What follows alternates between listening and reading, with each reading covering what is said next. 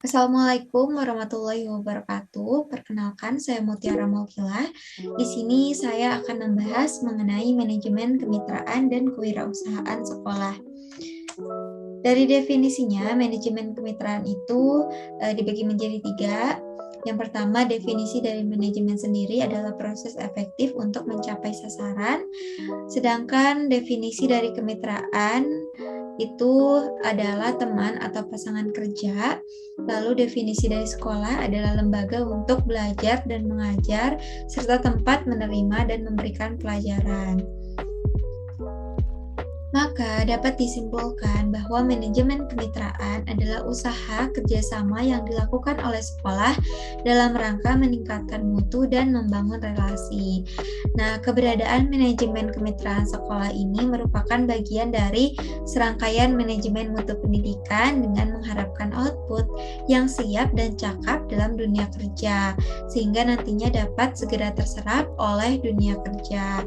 Lalu apa sih peran kepala sekolah dalam manajemen kemitraan sekolah?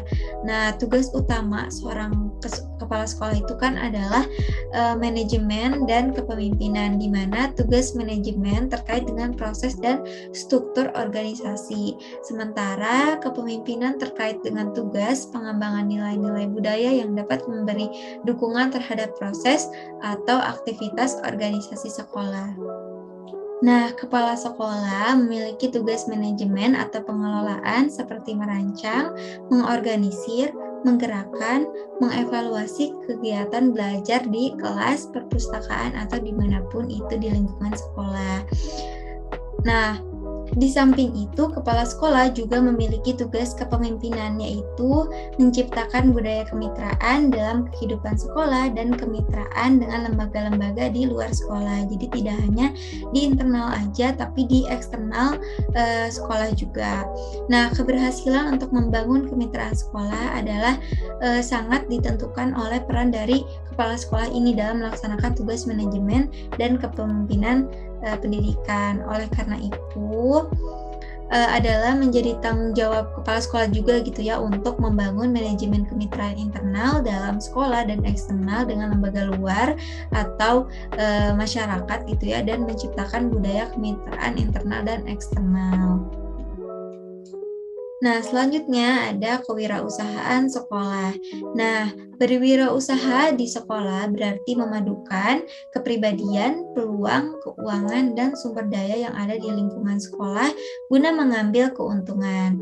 Nah, kepribadian ini mencakup pengetahuan, keterampilan, sikap, dan perilaku. Nah, pembelajaran kewirausahaan itu diharapkan mampu membentuk karakteristik entrepreneurship yang mantap dalam diri peserta didik. Selain itu, pembelajaran kewirausahaan ini juga diharapkan dapat membentuk peserta didik yang terampil dalam mengimplementasikan ide-ide kreatif yang keluar dari karakter seorang kewirausahaan gitu. Oleh karena itu, model pembelajaran kewirausahaan juga hendaknya dapat memberikan kesempatan bagi peserta didik untuk aktif dalam menginternalisasikan nilai-nilai kewirausahaan melalui pelaksanaan tugas-tugas mandiri. Nah, ada 3 kompetensi dalam pembelajaran kewirausahaan, yaitu penanaman karakter entrepreneurship, penanaman konsep, dan skill. Kelemahan manajemen kewirausahaan lembaga pendidikan kita pada saat ini sebagian besar disebabkan oleh ketidakmampuan pengelola menjalankan fungsinya secara profesional. Efek lanjutan dari kelemahan sistem manajemen kewirausahaan yang berkepanjangan adalah semakin tertinggalnya kemajuan pendidikan kewirausahaan dilihat dari sudut kemajuan di sektor ekonomi, industri, dan perdagangan. Nah, sentuhan kreativitas dan inovasi dalam berbagai bidang pendidikan kewirausahaan seperti kurikulumnya, sarana dan prasarana, pola pendidikan kepada peserta didik, dan sebagainya tidak akan banyak manfaatnya tanpa kemampuan wirausaha yang memadai dari pengelola atau pendidiknya itu sendiri.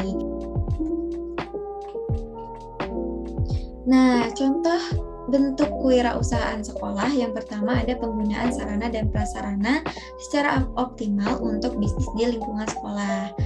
Yang kedua, membangun kerjasama dan kemitraan usaha dengan dunia usaha dan industri, masyarakat, pemerintah daerah, dan lain sebagainya. Yang ketiga, mengadakan pelatihan-pelatihan untuk membangun keterampilan tambahan yang sesuai dengan kemajuan iptek dan imtek untuk meningkatkan kemampuan sumber daya manusianya. Lalu yang terakhir, melakukan restrukturisasi organisasi sekolah dengan cara membentuk tim kerja sendiri untuk bisnis dan memiliki tenaga yang profesional gitu untuk mendukung pelaksanaan kewirausahaan tersebut. Nah, sekian yang bisa saya sampaikan mengenai manajemen, kemitraan, dan kewirausahaan sekolah. Semoga bermanfaat dan sampai jumpa lagi. Assalamualaikum warahmatullahi wabarakatuh.